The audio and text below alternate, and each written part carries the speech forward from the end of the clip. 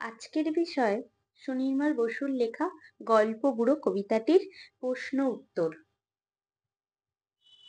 ১ নম্বরে দেখো, প্রথমেই আছে দেখো ১ নম্বরে সঠিক উত্তরগুলো বেছে নিয়ে লিখতে বলেছে। উত্তরে হাওয়া বলতে বোঝায় যখন উত্তর দিক থেকে বয়ে আসে। এমন ভাবে কোন কালে হাওয়া বয়? এমন ভাবে শীতকালে হাওয়া বয়। থুরথুরে শব্দটির অর্থ নড়বড়ে।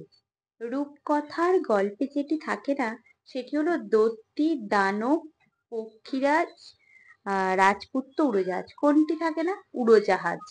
রূপকথার গল্প সংগ্রহ করেছেন এমন একজন লেখকের নাম বেছে নিয়ে লেখো। উত্তরটা হবে দক্ষিণা রঞ্জন মিত্র মজুমদার। দেখো আন্ডারলাইন করাই আছে উত্তরগুলো। তারপর কবি পরিচিতি দেওয়া আছে। কবি পরিচিতি আমি আগেই জানিয়েছি, আগের ভিডিওটা দেখে নেবে। ২ নম্বরের প্রশ্নের উত্তরগুলো আমরা দেখবো। দেখো, লেখালেখি ছাড়াও সুনির্মল বসু আর কোন কাজ ভালো পারতেন? তিনি খুব ভালো ছবি আঁকতে পারতেন। ২ এর উত্তরটা কি হবে? তার লেখা দুটি বইয়ের নাম দেখো আন্ডারলাইন করা আছে, ছানা বড়া, বেড়ে মজা, হইচই, এরকম দুটো বই লিখে দেবে। এলোমেলো বর্ণগুলো সাজিয়ে শব্দ তৈরি করো।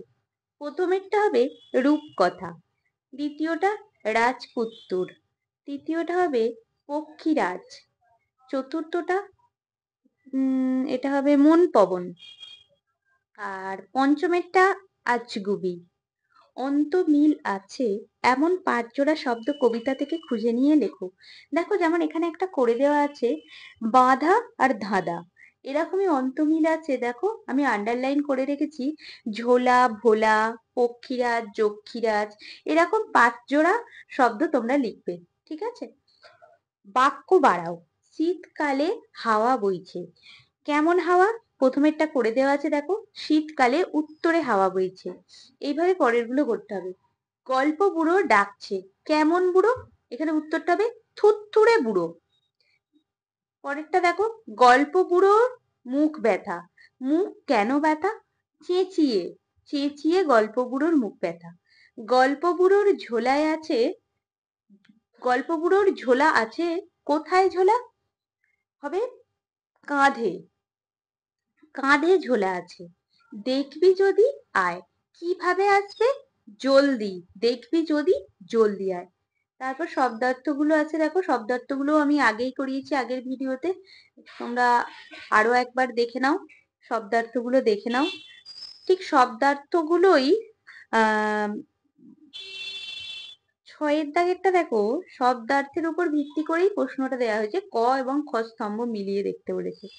দেখো প্রথমেরটাই আছে তল্পি। তল্পি শব্দের অর্থ হলো ঝোলা, এখানে আমি মিলিয়েই রেখেছি। দেখো রূপকথা কাল্পনিক গল্প, ভোরে, বিহানে, পবন, বাতাস, সত্তর, দ্রুত। তারপর দেখো ৭ বলছে ডাকছে রে আর ডাকছে রে, শব্দ জোড়ার মধ্যে কি পার্থক্য? দুটি বাক্য রচনা করে দেখাও। যেমন একটা বাক্য রচনা করে দিয়েছে দেখো, বাছুরটি ডাক ছেড়ে মাকে ডাকছে। এখানে দেখো আমি তোমাদেরকে দুটো বাক্য রচনা করে দিয়েছি। দেখো, ডাক ছেড়ে, ছোট্ট ছেলেটা ডাক ছেড়ে কাঁদছে। দ্বিতীয়টা দেখো, ডাক ছেড়ে, রবিকে তার মা ডাক ছেড়ে। এটা করে নেবে তোমরা। তারপর দেখো বলেছে বিশেষ্য এবং বিশেষণ। ঝুড়িতে দেওয়া আছে শব্দগুলো আলাদা করতে হবে, বিশেষ্য এবং বিশেষণ। যে শব্দগুলো থেকে আমরা নাম বুঝবো সেগুলো হচ্ছে বিশেষ্য, আর যে শব্দগুলো দিয়ে আমরা গুণ বুঝবো সেগুলো হচ্ছে বিশেষণ। দেখো উত্তরে, উত্তরে শব্দটা দিয়ে আমরা গুণ বুঝছি, তাই এটা হয়ে যাবে বিশেষণ। দেখো এটা চলে গেল বিশেষণে। এবার থুরথুরে, থুরথুরে শব্দটি দিয়ে আমরা বুড়োটা কেমন থুরথুরে, এটাও গুণ বোঝাচ্ছে, তাহলে এটাও বিশেষণে চলে গেল। তল্পি, তল্পি একটা নাম বোঝাচ্ছে, তাই এটা বিশেষ্যই চলে এলো। ঝোলা, ঝোলাও একটা নাম বোঝাচ্ছে, এটাও বিশেষ্যই চলে এলো। জলদি, জলদি মানে তাড়াতাড়ি, তাড়াতাড়ি এটা একটা গুণ বোঝাচ্ছে, এটা বিশেষণে চলে গেল।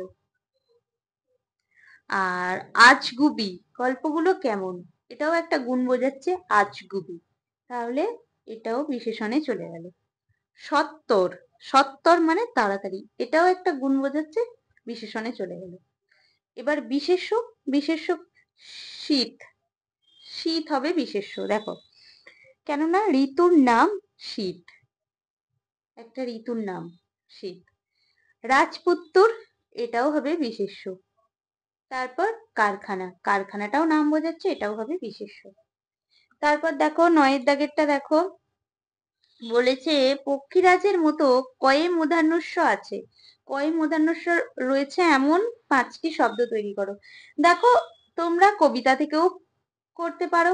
দেখো, কবিতা থেকে খুঁজে খুঁজে দেখো কয়ে মূর্ধন্যস্বয় আছে এরকম আর কোনো আছে কি? এই দেখো, যক্ষীরাজ, পক্ষীরাজ, এছাড়া তোমরা অন্য কিছুও করতে পারো।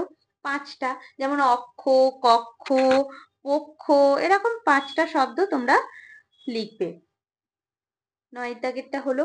এবার 10 দাগেরটা, ক্রিয়ার নিচে দাগ দাও। ক্রিয়া বলতে কোনগুলো বোঝায়? কাজ, যে শব্দটা দিয়ে কাজ করা বোঝায়। তাহলে এখানে বলেছে বইছে হাওয়া উত্তরে, এখানে বইছে শব্দটা কাজ করা বোঝাচ্ছে, তাই বইছে হাওয়া উত্তরে, এখানে দেখো এটা হলো ক্রিয়া। ডাক ছেড়ে সে ডাকছে রে, তাহলে ডাকছে শব্দটা দিয়ে ক্রিয়া বোঝাচ্ছে। আয় রে ছুটে ছোট্টরা, ছুটে, ছুটে শব্দটা ক্রিয়া বোঝাচ্ছে, ছুটে শব্দটা কাজ করা বোঝাচ্ছে, তাই ওটা ক্রিয়া। দেখবি যদি জলদি আয়, এই বাক্যটার মধ্যে দুটো ক্রিয়া আছে। দেখো, দেখবি এটাও একটা কাজ করা বোঝাচ্ছে, আয় এটাও একটা কাজ করা বোঝাচ্ছে এই শব্দটা দিয়ে। তাহলে এখানে দুটো ক্রিয়া আছে, দেখবি আর আয়। চেঁচিয়ে যে তার মুখ ব্যথা, এখানে মুখটা ব্যথা কেন হচ্ছে? চেঁচিয়ে, তাহলে চেঁচিয়েটা কাজ করা বোঝাচ্ছে, তাহলে চেঁচিয়ে শব্দটা ক্রিয়া হলো। এবার পরেরটা দেখো, পরেরটা বলে যে তোমার দৃষ্টিতে গল্পগুলোর পোশাকটি কেমন হবে তেমন একটা ছবি আঁকো। তোমরা ছবিটা আঁকবে, এটা নিজেরা করবে। এবার 12 দাগের প্রশ্নগুলোর উত্তর আমরা জেনে নেব। দেখো, 12 দাগের প্রশ্নের উত্তর আমি লিখে দিয়েছি, তোমরা এই প্রশ্নের উত্তরগুলো নিজেদের খাতায় লিখে নেবে। আমি একবার বলে দিচ্ছি, দেখো, গল্পগুলো কখন গল্প শোনাতে আসে? কবি সুনির্মল বসুর লেখা গল্পগুলো কবিতায় শীতের ভোরে যখন উত্তরে হাওয়া বয় তখন গল্পগুলো গল্প শোনাতে আসে। প্রথমেরটা হলো। দ্বিতীয়টা দেখো, গল্পগুলোর ঝোলায় কি কি ধরনের গল্প রয়েছে? গল্পগুলোর ঝোলায় কবি সুনির্মল বসুর লেখা গল্পগুলো কবিতায় গল্পগুলোর ঝোলায় দৈত্য, দানব, যক্ষীরাজ, রাজপুত্তর, পক্ষীরাজ, আজগুবি কারখানা, তেপান্তরের মাঠ, হট্টমেলার হাট, কেশবতী নন্দিনী প্রভৃতি গল্প রয়েছে। দ্বিতীয়টা হলো। এবার তৃতীয়টা, গল্পগুলো শীতকালের ভোরে ছোটদের কিভাবে ঘুম থেকে ওঠাতে চায়? তৃতীয়টা দেখো, তোমরা শুরুটা এইভাবেই করবে, কিন্তু প্রত্যেকটা প্রশ্নের উত্তর যেভাবে শুরু করা আছে। দেখো, কবি সুনির্মল বসুর লেখা গল্পগুলো কবিতায় গল্পগুলো শীতকালের ভোরে রূপকথা চাই, রূপকথা হাঁক দিয়ে ডেকে লোভনীয় গল্পের কথা বলে ছোটদের ঘুম থেকে ওঠাতে চায়। রূপকথার কোন কোন বিষয়ে কবিতাটিতে রয়েছে? এই কবিতাটাতে রূপকথার কোন কোন বিষয় রয়েছে? যেমন দৈত্যী, দানব, যক্ষীরাজ, রাজপুত্তর, পক্ষীরাজ, এসব কথা আছে। গল্পগুলো কাদের গল্প শোনাবে না? কবি সুনির্মল বসু লেখা গল্পগুলো কবিতাটায় যারা গল্প বুড়োর হাঁক শুনে ঘুম থেকে উঠে ছুটে আসবে না, গল্পগুলো তাদের গল্প শোনাবে না। অর্থাৎ যারা বিছানায় শুয়ে থাকবে, বিছানা থেকে উঠতে চাইবে না, তাদের গল্পগুলো গল্প শোনাবে না। আজকের ভিডিওটা এই পর্যন্তই।